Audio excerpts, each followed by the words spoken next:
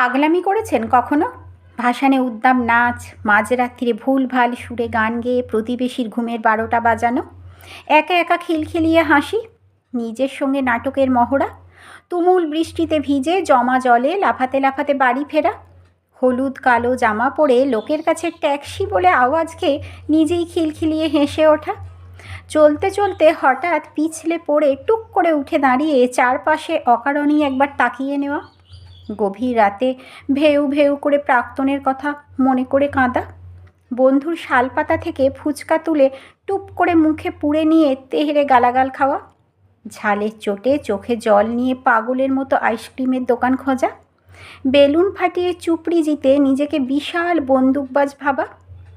সাঁতার না জেনেও বাহাদুরি দেখাতে গিয়ে জলে হাবুডুবু খেয়ে কারোর সাহায্যে উঠে এসে